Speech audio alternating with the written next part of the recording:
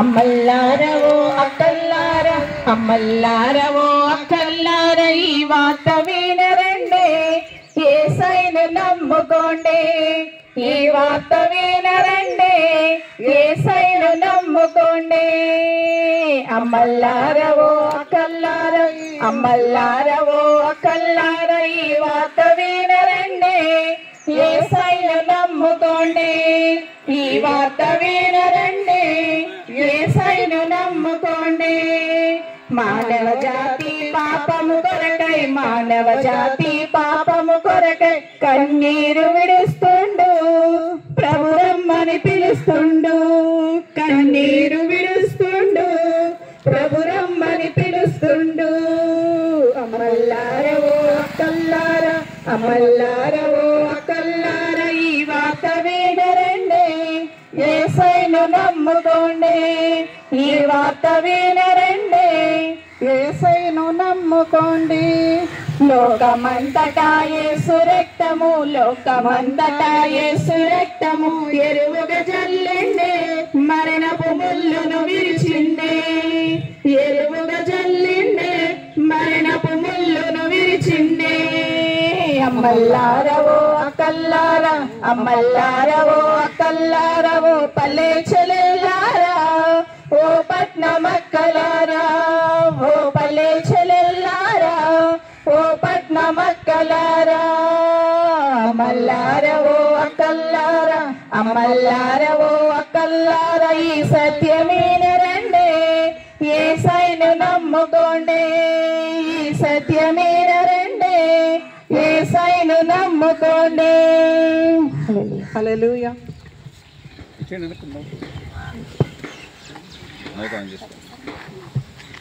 హల్లెలూయా. ఈ గ్రామంలో నివసించిన ప్రతి ఒక్క సహోదరుడికి, సహోదరులకి, నాయన గారికి, తల్లుల గారికి, ప్రతి ఒక్కరికి కూడా మా హృదయపూర్వకమైన వందనాలండి. ఈ యొక్క వెండవేళ సమయంలో ప్రభువైన యేసుక్రీస్తు మిమ్మలను, మీ కుటుంబాలను ప్రేమించి ఆయన ఉన్నతమైన కృపలో ఆదరింపబడటానికి, ఆయన చేసిన త్యాగమును, ఆయన గొప్ప ప్రేమను మీకు రుచి చూపించడానికి ఆయన రక్షణ సువార్తను మీ మధ్యకు తీసుకొచ్చున్నాడండి. అది ఏమనగా, ప్రయాసపడి భారం మోయించిన సమస్త జనులారా నా యొద్దకు రండి. ఈ లోకంలో మనం భారము కలిగి ఉండేటప్పుడు, ఈ లోకంలో మనం వేదన చేత ఉండేటప్పుడు, ఈ లోకంలో మనం ఒక వ్యాధి చేత, ఒక బలహీనత చేత, ఒక నెమ్మదిలేని పరిస్థితిలో మనం ఉండేటప్పుడు అందరూ మన నుండి దూరం అవుతారు. కానీ ప్రభువైన యేసుక్రీస్తు అంటున్నాడు, ప్రయాసపడి భారం మోయించిన సమస్త జనులారా నా యొద్దకు రండి. చూడండి ప్రియ నాయన, ప్రియ తల్లి, ప్రియ సహోదరుడా, ప్రియ సహోదరి, ప్రియ తమ్ముడు, ప్రియ చెల్లి, ఒక్కసారి ఆలోచించండి. మీరు ఎలాంటి భారమైనా, మనమందరం అనుకుంటాం భారం అంటే ఏదో ఒక మూటను బరువైనది మన మెడ మీద లేదా మన వీపు మీద ఉండేటప్పుడు మనం భారం మోస్తున్నామని. అయితే అది ఏమీ కాదు. కానీ ఒక్కసారి ఆలోచించండి, మనము ఒక బరువైనదిగా మన గుండెలో ఒక విషయం ఉంటుంది, మనము మోయలేనంత పరిస్థితి మన కుటుంబంలో ఉంటుంది. ఎవరు వచ్చి దించుతారు ఈ భారం, ఎవరు నన్ను ఈ భారం నుండి విడిపిస్తారు అని కొన్నిసార్లు మన హృదయంలో తలంచుకుంటూ ఉంటాం. అయితే ప్రభువైన యేసుక్రీస్తు అంటున్నాడు, నువ్వే భారము చేత ఉన్నా, అది నీ బలహీనత అవ్వచ్చు, అది నీ పరిస్థితి, కుటుంబ పరిస్థితి అవ్వచ్చు, నీకు కలిగిన అది ఏ పరిస్థితి అయినప్పటికీ వాటన్నిటి నుండి విడుదల కలుగు చేయటానికి ఆయన నిన్ను పిలుస్తున్నాడు ప్రేమైన వారులారా. అయితే మమ్మల్ని పిలిచేవారు చాలా మంది ఉన్నారు, ఈయన పిలుపుకు మేము ఎందుకు లోపడాలి అని అనుకోవచ్చు. అయితే ఒక్కసారి ఆలోచించండి, ఈ లోకంలో మనతో ఉన్నవారు ఏ కష్టకాలంలో మనతో ఉంటున్నారు, ఈ లోకంలో ఉన్నవారు ఇబ్బంది కలిగినప్పుడు మనతో ఉంటున్నారా, ఆ ఇబ్బందులు మనల్ని విడిచిపెట్టి వెళ్ళిపోతున్నారా? చాలా వరకు చాలా మంది మనం చూస్తున్నాం. ఈరోజు నేను ఒక్క చిన్న ఉదాహరణ చెప్తాను. భార్యాభర్తలకు వివాహం అయినప్పుడు లేదా యవ్వన కాలం మందు ప్రేమలో ఉన్న యవ్వన బిడ్డలు చెప్పుకునే మాటలు, నీ ప్రాణానికి నా ప్రాణం అడ్డు, నీ ప్రాణములకు నా ప్రాణం అడ్డు, నీవు లేకపోతే నేను బ్రతకలేను, నేను లేకపోతే నువ్వు బ్రతకలేవు అని చెబుతారండి. అయితే నిజముగా ఈ లోకంలో భార్యాభర్తలు ఇద్దరు ప్రాణానికి ప్రాణముగా ఉంటారు. ఆ ప్రాణానికి ప్రాణముగా ఉన్నవారు ఒక దినాన ఒకరు విడిగా చనిపోవలసి ఉంటుంది, ఇంకొకరు విడిగా జీవించవలసి ఉంటుంది. ఆలోచించండి, ప్రాణానికి ప్రాణం పెడతానని చెబుతారు, కానీ ఎంత మాత్రము ప్రాణము పెట్టి ప్రేమించగలిగిన గుణము, అట్టి త్యాగము మానవులకి లేదు ప్రేమైన వాళ్ళారా. అయితే ఇట్టి గుణమును, ఇట్టి త్యాగమును కలిగి ఉన్న వ్యక్తి ఎవరైనా ఉన్నారు అంటే ప్రభు అయిన యేసుక్రీస్తే ప్రేమైన వాళ్ళారా.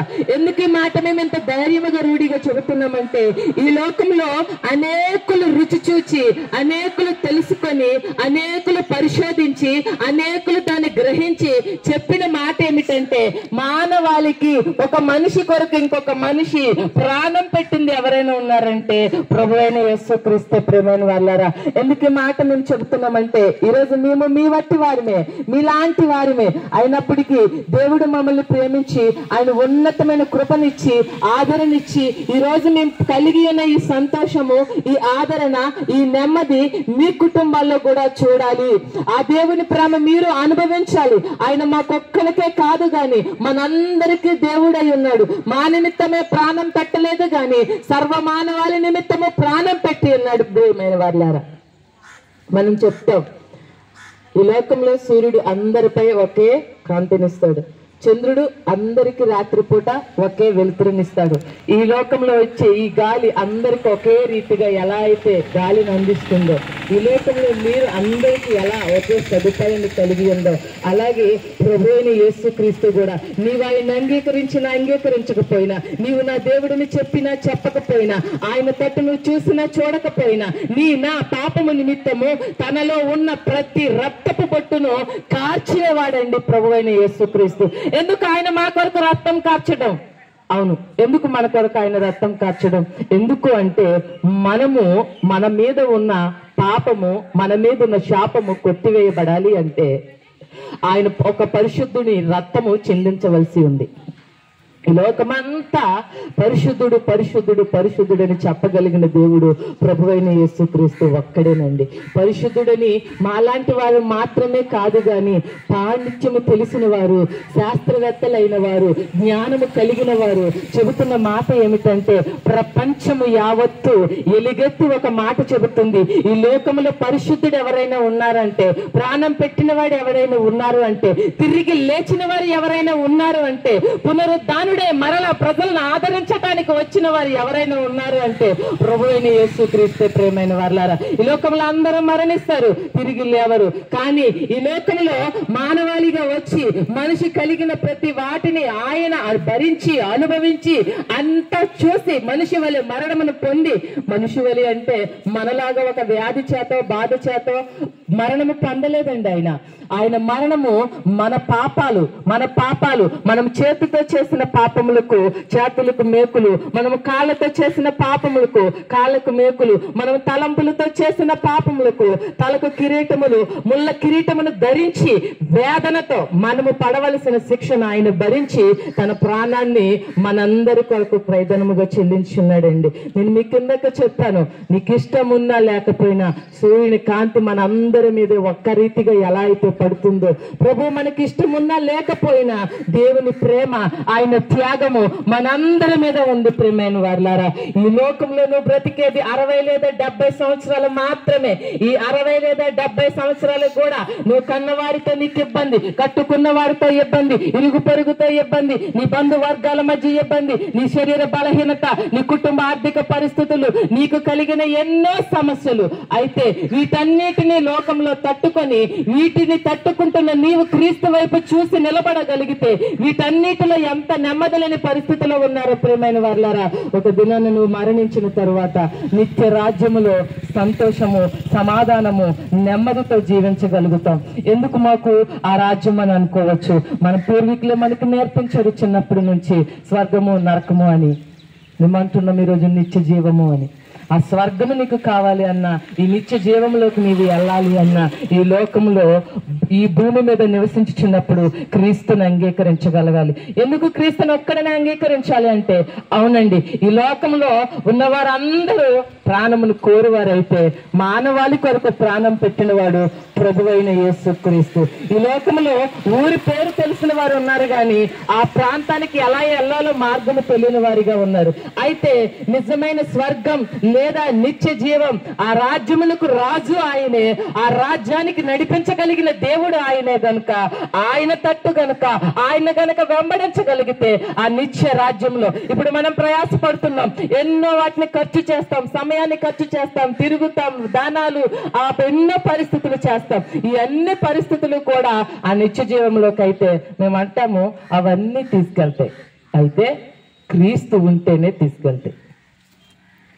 ఏమండి చూడండి, టికెట్ కొనుక్కుంటాం, అన్ని ఒక్కచోటే టికెట్ తీసుకుంటాం, కాంప్లెక్స్కి వెళ్ళే టికెట్ తీసుకుంటాం. కానీ నేను వెళ్ళాల్సిన ఏలూరు బస్సు వచ్చినప్పుడు ఎక్కితే మాత్రమే నన్ను బస్సు అది ఏలూరుకు తీసుకెళ్తుంది. అలాగే ఈ లోకంలో అందరూ టికెట్స్ ఇస్తున్నారు, కానీ ఆ నిత్య జీవానికి తీసుకెళ్లే ఆ క్రీస్తుని కనుక మనం వెంబడించగలిగితే ఆ రాజ్యంలో ఉండటానికి అవకాశం ఉంటుందండి. ఆ రాజ్యంలో ఉండాలంటే, ఉన్నతమైన కృపను మనం పొందుకోవాలంటే ఈ లోకంలో దేవుని కొరకు మనం బ్రతకడం నేర్చుకోవాలి. ఎందుకు మేము ఈ మాట చెబుతున్నామంటే, ఈరోజు మేము ఇలా ఉన్నాము, మీ మధ్యకు వచ్చామంటే దేవుని ఉన్నతమైన కృప అండి. ఒకప్పుడు ఏలూరు ప్రాంతంలో ఒక్క పాత బస్ స్టాండ్ లో దగ్గరగా ₹1 కొరకు లేక 4 గంటలన్నర అడుక్కున్న మేము ఈరోజు దేవుని ఉన్నతమైన కృపలో అనేకులకు ఆదరించడానికి అనేక ప్రాంతాల్లో ఆయన రక్షణ సువార్తను మేము ఈ రీతిగా ప్రేమను ఎందుకు చెబుతున్నామంటే, మేము మంచిని పొందుకున్నాం, ఆ మంచిని మీరు పొందుకోవాలని ఆశ చెబుతున్నాం. ప్రేమైన వాళ్ళారా, మనం అంటాం కదా, మంచివి మంచివి మంచివి మంచివి కావాలని. ఈ లోకంలో మంచి వస్త్రం ఉన్నా లేకున్నా, ఈ లోకంలో మంచి గృహం ఉన్నా లేకపోయినా సరే, దేవుని అంగీకరించగలిగితే, దేవునితో నడవగలిగితే ఆ నిత్య రాజ్యములు, ఆ మంచి రాజ్యములో మనం ఉండటానికి అవకాశం ఉంటుంది. ప్రేమైన వాళ్ళారా, ఈ మాట మీ హృదయంలో మీరు ఒక్కసారి గ్రహించగలిగితే, ఆలోచన చేయగలిగితే, నీకును, నీ కుటుంబమునకును, నీ ఇంటి వారందరికును గొప్ప రక్షణ కలుగుతుంది. ఇదే ఎండవేళ సమయం అందు రక్షణ సువార్త. ప్రేమైన వాళ్ళారా, దేవుడి మాటలు ప్రతి హృదయంలో ఫలింపచేయును గాక.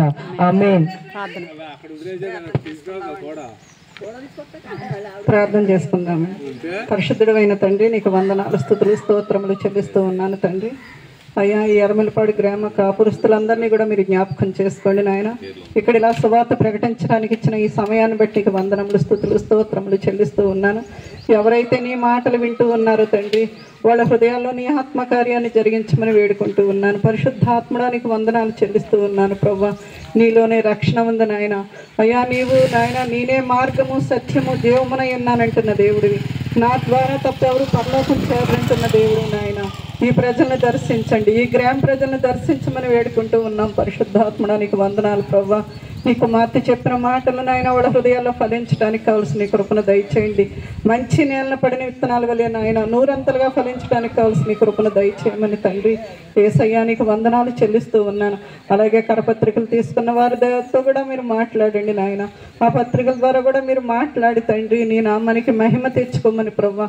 నీకే మహిమ, ఘనత, ప్రభావాలు చెల్లిస్తూ మా రక్షకుడైన యేసుక్రీస్తు సర్వశక్తి గల నామంలో ప్రార్థించి బ్రతిమలాడి వినేంత వేడుకొనుచున్నాము తండ్రి. ఆమేన్. అందరికీ వందనాలు.